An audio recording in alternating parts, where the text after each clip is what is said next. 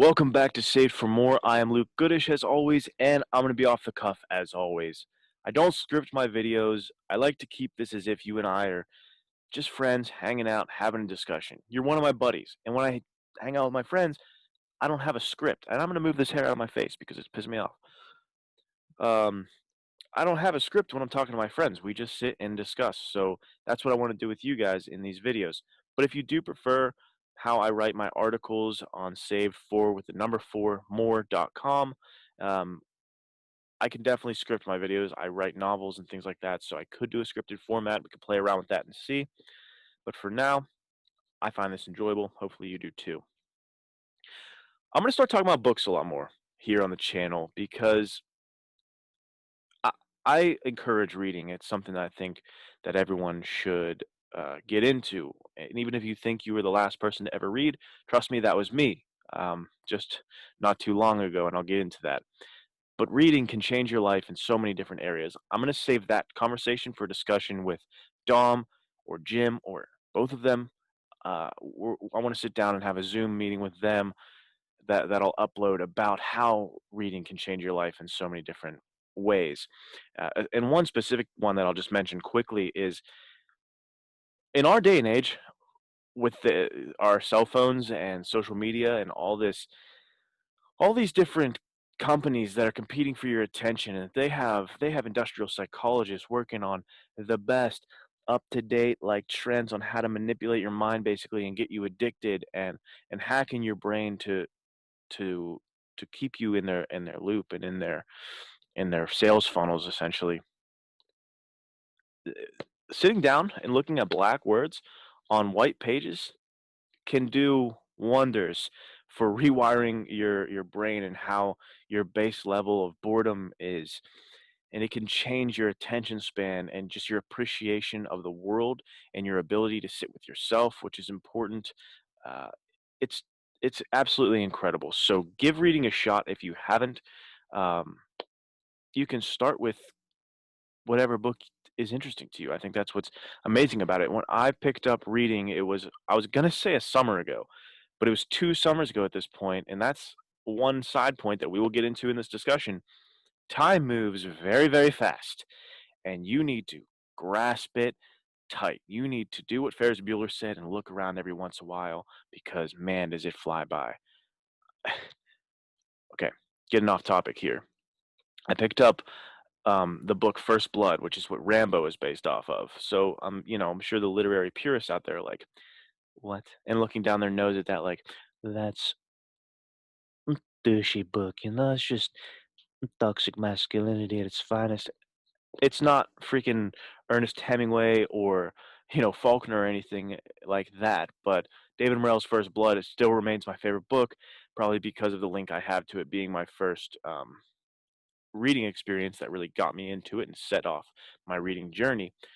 But it's honestly truly a fantastic book, completely different than the film in how it structures its narrative and how it's set up. It's more akin to like Warrior, that film where you don't know who to root for, Tommy or Brendan. In the book, you don't know whether to root for Rambo or Teasel. It's incredible. Pick that book up, but I need to shut up, and this is the problem with not having a script, I assume. Let's discuss Dalton Trumbo's Johnny's Got His Gun. This book is about World War One. I don't want to spoil too much. I will later, and I'll give you a warning. But for those of you who don't want to hear what happens, essentially, this is a just let's say it's a book about World War One and a soldier within it. And as far as like a mini review, real quick, the way that he crafts the reveal of what happens was my favorite part. Like that was my favorite bit. This guy is one hell of a writer. Dalton Trumbo. He's very famous, wrote screenplays. There's a movie about him with Bryan Cranston.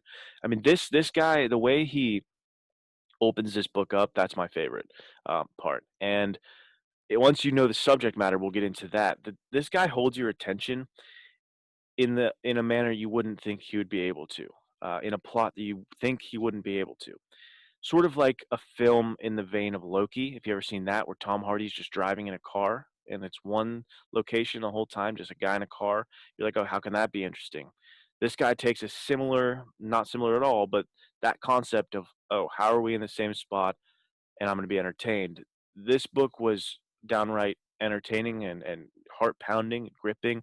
The prose is incredible. I highlighted so much of this book for the craft itself, just incredible. And it does have anti-war messages, but that's not what resonated with me. That's not what hit me. That's not what stuck out to me. And that's not what I want to discuss here today. This book discussion, and the reason I say go pick this up now and read it during quarantine, is I think this is a very, not that it's applicable to now, but this book speaks to the heart of at least me in this moment. Um, it does hold themes that speak volumes to me as I'm stuck here in the house during the whole pandemic situation. So to get into spoilers real quick, if you don't want spoilers, I guess click off, but this video is kind of pointless for you. And it's not too much of a spoiler. I think you can still enjoy this knowing what I'm about to tell you. The book follows a guy who is he's been blown up in the war and he doesn't have his arms anymore, his legs anymore, his eyes anymore. He doesn't really have his face anymore. He can't hear, he can't see, he can't talk. He's just completely a mind stuck in some semblance of a body. This book is on one hand completely dark and it just entrenches you in this ink of despair and you are like,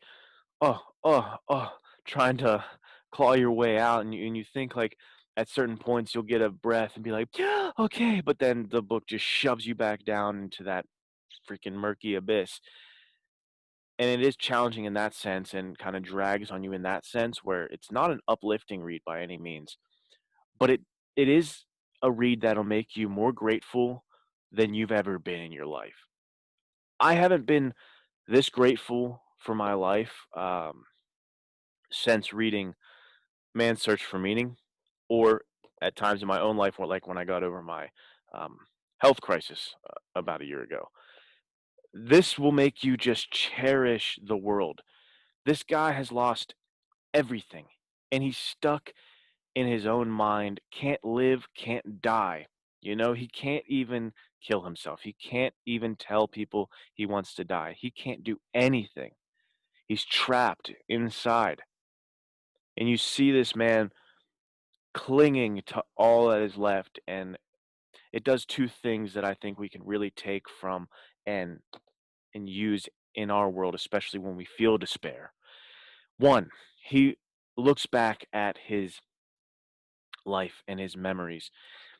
I'm going to say three things. So he looks back in his life and his memories, and for one thing, it makes you, just like I said, want to stop, take a snapshot in your mind and hold that bitch close to your chest, because time moves rapidly and you have no idea when it's going to end for you.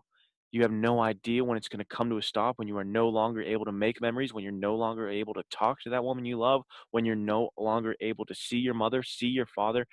Life is not an inexhaustible well, as that famous quote says. We think that it is, but how many times in your life, how many more times in your life are you going to see the sunrise and the sunset? You don't know. Even if you live a long life, is it going to be 20 more times? 20 more times you get to see the sunset? Think about it. And this book definitely does that. It makes you think about that. It makes you want to hold tight to the images and the people and the places around you. It makes you want to love a little fuller, love a little deeper, a little stronger.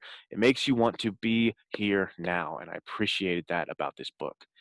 And the second thing that I added, so now there's three, as far as him going back and looking into his mind, he makes a good point and something that you should think about when he says he was trying to, he's like, if I could have remembered a book, I could sit here and read it from cover to cover in my head over and over again. But I don't know anything. I know nothing. I was a master of nothing. I don't have anything in my mind. And that's where the discussion of reading comes back in. Are you just going to fill your days with playing on TikTok? Are you going to fill your days with binge watching TV shows? Are you going to fill your days working for somebody else, fulfilling their thing, coming back and not having enough energy, and have nothing to show for it at the end of the day? Because on the day to day, it doesn't really seem like anything too wrong is going on, right? You're living your life, and now I gotta relax. Now I'm living my life, doing my duties, gotta relax. But if you don't take any time to stop, look outside, look outward, detached, and figure out how you want to live and align yourself to that, you will just live by momentum into a life where you know nothing. And there's nothing in your head and there's nothing to show for it. And you are just simply existing. I forget who said this quote, but he said, so many people are afraid of dying, but what you're doing right now, is it much different? So it makes me want to really go after my dreams, my goals, and think about who I want to be and how I can be that person, not just on the aesthetics. Our culture is obsessed with aesthetics and the looks of things. That's what I've always said about Instagram. I think that it'll have us stop at the perceived. Once we have the validation from other people, don't need it. I don't need to read that book because I took a picture of it. People think I read it. And that's a pervasive issue that seeps into all different areas. In fitness, I used to do this. I used to video my workouts and like put clips up on my old social media, and my workout was surrounded on taking that video, and it wasn't much outside of that. So I stopped at the perceived of fitness rather than actually just attaining my goal and doing a workout. Now, the third thing that this book brings up for me, just having a pure sense of gratitude. I I struggle with gratitude. If you see the first video I put on this channel, it was about what facing death taught me, and it was that lesson of gratitude that shoved itself in my face and said, "You need to learn this." And then I immediately forgot it again. And I told you that in that video. It's like as soon as I got my ability to walk again, I was like, "Oh, just walking. How you doing, baby? How you doing? Hey, how you doing?" Didn't really care, you know? Didn't really put much thought into it. Didn't have the gratitude that I should have. Um, and this book reminds me of that again. It's just like there is so much good in your life. I know that things suck right now. I know that things are dark right now. I know that things might be worse than I know, right? I understand that I don't know. But this book illustrates that any life, this man's essentially a man speaking from beyond the grave. This is a dead man talking for the dead. And any life is worth having. Any life is worth living and loving. And there is something to hold on to. Um, it just makes me want to release some of that. Not anger is too aggressive of a word, but release that feeling I have that I'm some kind of victim or life sucks, you know? Because I do complain about more than I should.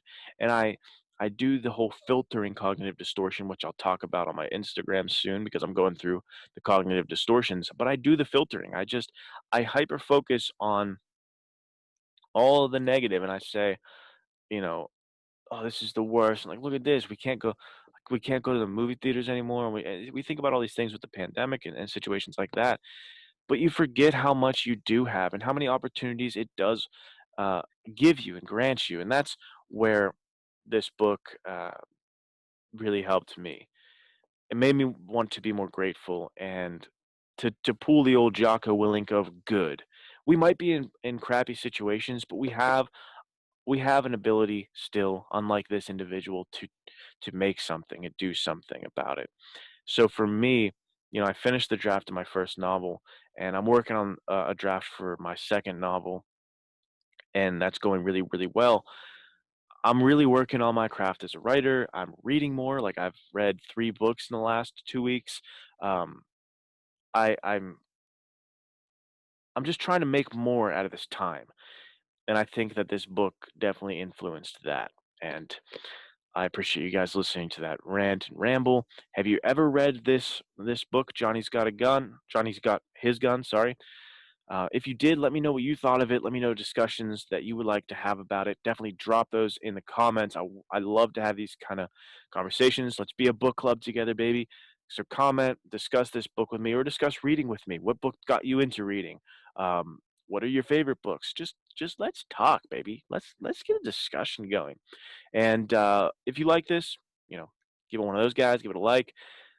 Biggest thing would be sending it to your friend, getting the name out there, because I'm very small still here on YouTube, and that's okay. And it just takes time. But I just not for my own sake of success or anything. I'm going to school to be a counselor. This isn't what I do.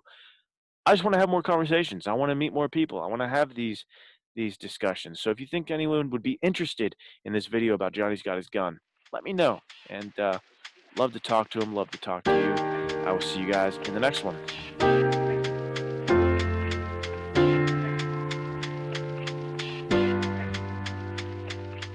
I know you don't want to sneak through my